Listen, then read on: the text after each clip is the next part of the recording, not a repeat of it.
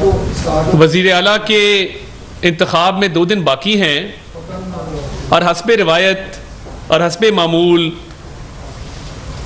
पाकिस्तान तहरीक इंसाफ जो है वो उन्होंने रोना शुरू कर दिया है। और ये जो रोने की वजह है वो ये है कि उनको बेवसाई है कि वो पंजाब के बकौल उनके कि वो पंजाब के सबसे बड़े डाकू को पंजाब का वज़ीर आला नामजद किए बैठे हैं। तो ये इमरान खान साहब का एक ऐसा यू टर्न है कि जिसके लिए शायद उनके अपनी जमात के बहुत सारे अरकान उनको वोट देने को तैयार नहीं हैं। और आज जो पार्लिमानी पार्टी का इजलास हुआ जिसमें शाह महमूद कुरैशी साहब भी मौजूद थे और उसके साथ साथ चौधरी परवेज़ इलाही साहब भी मौजूद थे, क्या वजह है कि 188 में से सिर्फ 100 अरकान ने उसमें शिरकत की। अगर इलेक्शन से 2 दिन पहले आपके हालात ये हैं कि आप 188 की अपनी तादाद पूरी नहीं कर सके तो फिर इलेक्शन वाले दिन आप क्या करेंगे? यही वजह है कि वो एक इब्नुल वक्त आदमी है जिसका नाम फवाद चौधरी है, वो चीखें मार रहा है अता तारड़ को गिरफ्तार करो, अता तारड़ को गिरफ्तार करो। ये नहीं पता किसको कह रहा है कि गिरफ्तार करो, मगर उसकी चीखों पुकार सुनाई दे रही है। बैठा हूं, लाहौर में मौजूद हूं और इंशाअल्लाह इधर ही रहूंगा। तो ये गिरफ्तारी के ये जो आवाजें आप लगा रहे हैं ये कहीं और जाके लगाएं, क्योंकि आपका तो कोई पता नहीं आपने अगला इलेक्शन किस टिकट पे लड़ना है। पहले ही माशाल्लाह हर लीडर को अपना बाप कहने वाला ये शख्स 5 सियासी जमातें बदल चुका है। ये कभी आपको नजर आएगा परवेज मुशर्रफ साहब के साथ, कभी नजर आएगा यूसुफ रज़ा गिलानी साहब के साथ, कभी नजर आएगा परवेज इलाही साहब के साथ, कभी मॉडल टाउन में ये PMLN वालों से मीटिंग करेगा जो इन्होंने 2018 के इलेक्शन से पहले की और मिन्नत समाजत की कि मुझे पार्टी में ले लें, और फिर इमरान खान साहब को ज्वाइन किया। जो लफ्ज़ है यूथिया ये हमने नहीं बनाया। जो गलीज गालियां ट्विटर पे और सोशल मीडिया पे फवाद चौधरी साहब देते थे PTI वालों को, ये उन्हीं की हिम्मत है कि उसी पार्टी में बैठकर आज हमें ललकारते हैं। तो फवाद चौधरी साहब रोना बंद कर दें। ये वो दौर नहीं है कि जब आप अपने चचा के नाम की रिश्वत उठाएंगे और एक ही केस में दोनों पार्टियों से पैसे उठा के जब किसी के हक में फैसला हो जाएगा तो उसके पैसे रख लेंगे और जो पार्टी मुकदमा हारेगी उसके पैसे वापस कर देंगे। ये वो दौर गुजर गया। आपकी परवरिश, आपका ब्रॉटअप, आपकी एक एक पाई जो आपने कमाई है उसमें हलाल का एक जर्रा नहीं है। ये जो फर्स्ट लॉ कंपनी आपने शुरू की थी, ये फर्स्ट लॉ कंपनी कैसे बनी? ये फर्स्ट लॉ कंपनी में कौन केसेस लेकर आता था, कैसे उन केसेस का फैसला होता था? तो डब्बू जी कभी एक ही अब्बू, ये डब्बू को मैं कहूंगा डब्बू कभी एक ही अब्बू, हर रोज तब्दील करना लीडर को और उसको वालिद कहना ये मुनासिब नहीं है। और आप इल्जाम लगा रहे हैं कि हमने आपके एक MPA को 40 करोड़ रुपए ऑफर किया। मैं अल्लाह ताला को हाजिर नाजिर जान के कहता हूं कि अगर मैंने आपके इस MPA को चौधरी मसूद जिनका नाम है 40 करोड़ रुपया ऑफर किया हो तो अल्लाह ताला मुझ पर अपना अजाब और कहर नाजिल फरमाए। और अगर आप झूठे हैं और मुझ पर झूठा इल्जाम लगा रहे हैं तो यह भी दुआ करता हूं कि अल्लाह ताला आप पर अपना कहर और अजाब नाजिल फरमाए। कैस गजब खुदा का कि लियाकतपुर से MPA चौधरी मसूद के हवाले से कहा गया कि उनको पैसे दिए गए हैं। यह चौधरी मसूद का इस्तीफा है। ये चौधरी मसूद जो PTI के लियाकतपुर से MPA हैं, ये उनका इस्तीफा है और ये आज का नहीं है। ये मैं चाहता तो पहले मंजर आम पर ले आता। ये 3 अप्रैल 2022 का इस्तीफा है। 3 अप्रैल 2022 का इस्तीफा है जो उन्होंने आपकी पार्टी से नाला होकर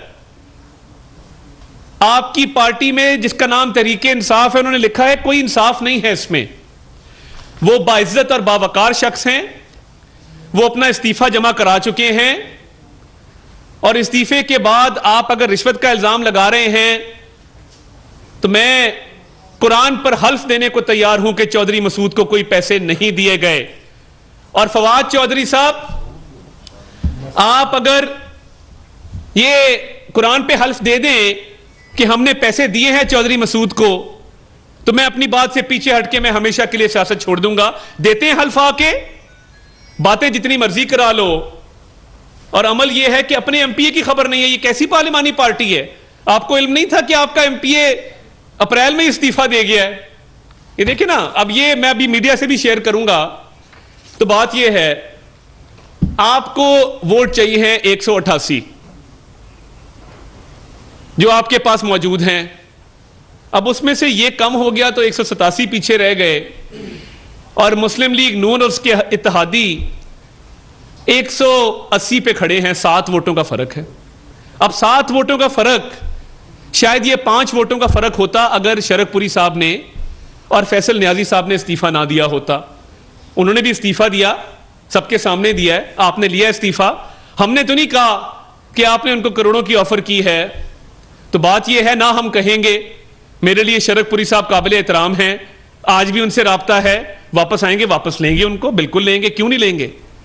हमारी पार्लिमानी पार्टी के मेंबर हैं। तो ये अब उन दोनों को निकाल के फर्क 7 का रह गया भाईजान।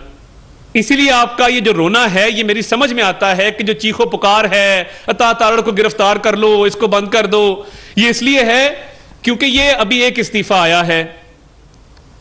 हो सकता है इसके बाद मजीद भी आ जाएं, और 7 वोट हैं आपके पास, और आपकी पार्लिमानी पार्टी में आज सिर्फ 100 अफराद मौजूद थे।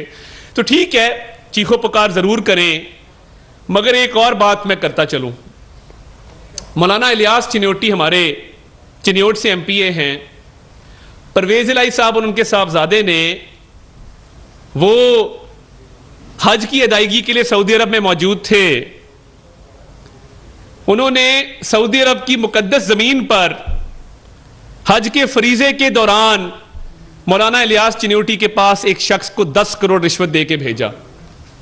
अब एक बंदा हज पे है, आपको बड़ा शौक है वजीर आला बनने का, आपका बेटा भी दीवाना वार फिर रहा है, आज भी प्राइवेट जेट पे इस्लामाबाद गया हुआ था, और इस्लामाबाद में भी जाकर जो एमपीएस हैं कुछ इस्लामाबाद में मौजूद, उनकी मिन्नत अरला कर रहा था। तो ये आपको शौक है, बिल्कुल है, होना भी चाहिए वजीर आला बनने का। मगर एक बंदा हज पे गया है, मुकद्दस सरजमीन पर मौजूद है, हज की अदायगी के दौरान रिश्वत देना एक मकरू और कभी अमल है, मगर आप इससे भी बाज नहीं आए। असल में चौधरी परवेज इलाही साहब जो हैं, वो भी इमरान खान के कान में आगे कहते हैं ना इस्लामी टच दें, वो भी कोशिश करते हैं। अंदर से तो खोखले हैं, अंदर से तो सारा रिश्वत का माल है। आज भी हमारी एक, अब ये देखें, एक स्टोरी ये आ गई कि एक एमपीए इलियास चिन्योटी फरीजा हज अदा कर रहे हैं, वहां पे उनके पीछे रिश्वत दे के सऊदी अरब भेजा गया। हमारी फैसलाबाद से एक एमपीए हैं, बुजुर्ग खातून हैं, बीमार हैं, उनके घर में अपने 2 अजीजों को भेजा रिश्वत के पैसे देकर। अब उनके जो दामाद हैं हमारी एमपी के कर्नल जाहिद, उन्होंने गालियां देकर उन लोगों को घर से निकाला। आप अंदाजा करें कि एक तो किसी के घर में चले जाना बगैर इजाजत के, बगैर पूछे, और उसके बाद रिश्वत ऑफर करना, बैग उठाए हुए थे उन्होंने। तो आज गालियां देकर उनको निकाला है। तो चौधरी साहब बस कर दें। अब आपके बंदे अगर इस्तीफों पे आ गए हैं और अब आपकी हराम का पैसा कोई लेने को तैयार नहीं है, तो कितना आगे जाएंगे? तो फवाद चौधरी साहब, बंद तो परवेज इलाही और उसके बेटे को करना चाहिए। आपको अता तारड़ खटकता है तो मैं जेलम में आके बैठूंगा इंशाल्लाह, और आपके घर आके बैठूंगा चौधरी फरूख अल्ताफ साहब के पास, और मुझे रोक सकते हैं तो रोकिएगा, बड़े शौक से रोकिएगा। मैं आपकी तरह पार्टियां तब्दील करने वाला शख्स नहीं हूं। मैंने आंख इसी पार्टी में खोली और इंशाल्लाह आंख बंद भी इसी पार्टी के अंदर होगी। आपकी तरह छोटे छोटे मफाद के पीछे लोगों की खुशामदें फर्शी सलाम करने मुझे नहीं आते। तो ये जो मामलात पंजाब के चल रहे हैं, अब अदालत में जाके दरखास्तें दे रहे हैं, रो रहे हैं कि कंटेम्प्ट ऑफ कोर्ट हो गई। तो जो आपके लोग पैसे लेकर फिर रहे हैं वो कंटेम्प्ट ऑफ कोर्ट नहीं है। जो आप जबरदस्ती इस्तीफे लेते हैं वो कंटेम्प्ट में नहीं है। देखें ना आप, अब एक इस्तीफा आपका आ गया, अब 7 की गिनती बाकी है, मैदान भी है, घोड़ा भी यही है, आए देखते हैं। तो मैं पुरुमीद हूं, पुरज़म हूं कि ये जो पार्टी है पिंकी, गोगी और इमरान, लूट के खा गए पाकिस्तान, जो एक जाली बयानिया बनाया गया, गुलामी कबूल नहीं होगी, एब्सोल्युटली नॉट। मैं ये पूछना चाहता हूं कि एब्सोल्युटली नॉट किसको कहा, किस बात पे कहा? आपको क्या डिमांड, आज तक कोई ये नहीं बता सका कि एब्सोल्युटली नॉट किसको कहा था, किस बात पे कहा था। बस नारा लगा दिया एब्सोल्युटली नॉट। आप कहते अमेरिकी साजिश है, एक कागज आप दे सके, हर चीज आपकी गलत साबित हुई है। आप पे क्योंकि शयातीन उतरते हैं, कल ख्वाजा साद रफीक साहब ने कहा, तो ये फितरा खान जो है, जब शयातीन उतरते हैं तो ये अमेरिकी फंडिंग, जो फॉरेन फंडिंग इसने वहां से यहूदियों से पैसे लिए हैं, उसका फैसला भी आ जाना चाहिए फॉरेन फंडिंग का। तो तब नहीं पता था कि ये हराम का पैसा है जो मैं फॉरेन फंडिंग में ले रहा हूं, मुलाजमों के नाम पे अकाउंट्स हैं और पार्टी की फंडिंग का पैसा अपने जाती इस्तेमाल में लाया हूं। उस पे कोई एब्सोल्युटली नॉट नहीं कहा। एब्सोल्युटली नॉट आपको फॉरेन फंडिंग पर कहना चाहिए था कि एब्सोल्युटली नॉट, मैं ये यहूदियों का पैसा, ये अमेरिका से पैसा नहीं लूंगा। तब तो मीठा मीठा हप हप था। तो वो आज भी आपकी अजीजदारियां भी हैं, अमेरिका में रिश्ते भी हैं। तो बंदा क्या बात करे और क्या कहे? आपको एक झूठा बयानिया बना दिया जी, एंटी अमेरिका बयानिया बन गया जी मुल्क में। ओ भाई ये बयानिया है क्या? एब्सोल्युटली नॉट की हकीकत क्या है? कोई नाम बता दे जिसने साजिश की हो। नहीं। और फिर आपके कान में आपके मुशीर आके कहते हैं खान साहब इस्लामी टच, इस्लामी टच। तो मजहब को इस्तेमाल करते हैं, कभी एंटी अमेरिकन जो बयानिया है उसको इस्तेमाल करते हैं। कल एक शख्स ने कहा जी मेरी वालदा जो है वो फलां जात से ताल्लुक रखती है। गजब खुदा का। पहले कहता था कि मेरी दादी आलू पालक पका रही थी अगस्त में, जब पाकिस्तान बना तो वो हांडिया छोड़ के भाग पड़ी। पहले बताया अगस्त में पालक नहीं होती भाई, अगस्त के महीने में पालक नहीं होती, इसकी दादी पका रही थी। कल उसने कहा कि मेरी मां जो है वो फलां कबीले से ताल्लुक रखती है। यानी अपनी मां की जात तब्दील कर देते हैं जब बात कोई करनी हो टीवी के ऊपर। तो ये गैर संजीदा से लोग हैं। हम संजीदगी के साथ इलेक्शन में उतर पड़े हैं। ये अब हार जीत अल्लाह ताला के हाथ में है, मगर जोर पूरा लगाएंगे और हिम्मत हौसले के साथ लगाएंगे। फर्क बहुत कम है और दुआ है कि अल्लाह ताला हमें फतह नसीब फरमाए। इनके तमाम इल्जामात को रद्द करते हैं और अगर कोर्ट बुलाएगी, कोर्ट में जाके बताएंगे कि परवेज इलाही और उसके बेटे मोनस ने कहां कहां पे पैसों की ऑफर की और कैसे की है। तो ये इस्तीफों की का सिलसिला शुरू हो चुका है। तो इंशाल्लाह मजीद भी आपको फिर इसके साथ साथ अपडेट रखेंगे जी। बहुत शुक्रिया। साहब नंबर 1 के हवाले से बात हो रही है, तो कोई सरप्राइज 22 जुलाई को आप दे देंगे? देखिए ये सियासत है। सियासत जो है it's the art of the possible, मुमकिनात का खेल है। तो जब मुमकिनात लामहदूद हो तो सरप्राइजेज आया करते हैं और सरप्राइज बिल्कुल आ सकता है। अच्छा ये रहेगा कि आज शाहनवाज कुरैशी ने पंजाब असेंबली मीडिया से गुफ्तगू की और उन्होंने ये कहा कि नून लीग को तबाह करने में इस वक्त सबसे ज़्यादा किरदार आसिफ अली जरदारी का है और आसिफ अली जरदारी जब से नून लीग के साथ जुड़े तो उन्होंने नून लीग को बहुत ज़्यादा तबाह किया। इसके ऊपर आप क्या? देखिए जो शख्स इमरान खान की नाअहली के लिए दुआएं करता हो, लोगों से राब्ते करता हो कि इसको फारिग करें मैं ताकि PTI को टेक ओवर कर सकूं, अब वो जरदारी साहब की पार्टी में रहते हुए जरदारी साहब का वज़ीर ख़ारजा हो और अगले ही दिन तहरीक इंसाफ का वज़ीर ख़ारजा बन जाए, तो ऐसे शख्स को तो वैसी शर्म आनी चाहिए जरदारी साहब के बारे में बात करते हुए। एक आप पार्टी में रहे, भरम होता है, दीद लिहाज होता है, और जो भी ये आज है शख्स ये पीपल पार्टी की वजह से है। तो अब एक शख्स अपने मोहसिनों को भूल जाए और बेशर्मी पुतरा है तो उसका कोई इलाज नहीं है। अच्छा सर, मुस्लिम लीग काफ और PTI पंजाब असेंबली में बहुत कुछ बोल चुकी है वज़ीर आला के इंतखाब के मौके पर। क्या वो फसल तैयार है जो उन्हें काटनी होगी परसों?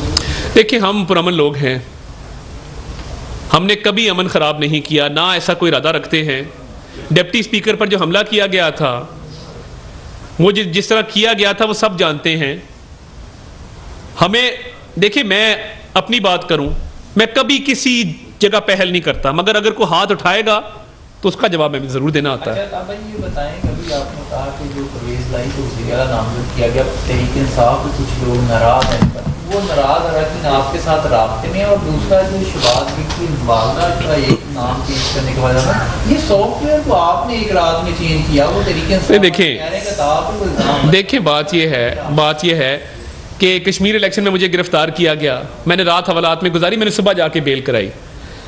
तो शहबाज गिल साहब ने तो पता नहीं क्या किया, रातों रात, यानी एक रात बंदा जेल में गुजार रहा था ना, चले कोई बात नहीं, गुजारनी पड़ जाती है। तो रो धो के मुझे वहाँ से खबरें आ रही थी कि वो जो सलाखों के पीछे खड़ा, दूर से आंखें नम थी और रोता रहा वहाँ पे बैठ के जेल के अंदर। तो ये मर्दों का काम है जेल जाना। अब मतलब आंसू जारी हो जाए इंसान के जेल जाते ही, और तरला मिन्नत करे कि मेरी बेल कराओ खुदा का वास्ते। इसने कोई तहरीर भी दी है लिख के कि मेरी फौरी तौर पे बेल कराई जाए, मैं बीमार आदमी हूं। तो ये पता नहीं किस तरह के लोग हैं, रातों रात जो बेल इसने कराई है गिरफ्तारी के चंद घंटों बाद, तो इसको जारो कतार रोता रहा है वहां पे हवालात के अंदर। तो मैं अब क्या कहूं, तो इसलिए जात बदल दी वालदा की सुबह उठ के। तो ये एक अजीब मामला है कि भाई मतलब जो जात है वालदा की वही रखो, तुम गिल लोग अब वालदा की जात बदलने का मुझे समझ नहीं आया कि ये माजरा है क्या। तो बस ये नसीब की बात होती है कि जेल से रो के जमानत लेके रात को निकल के सुबह वालदा की जात तब्दील करना, ये कुछ लोग ही कर सकते हैं। आपकी जमात में कोई राब्ते हैं काफ लीग से हों या पीटीआई से हों? देखिए, ये सियासत है।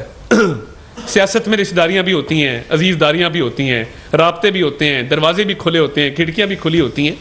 तो बिल्कुल राब्ते हैं। बहुत शुक्रिया जी।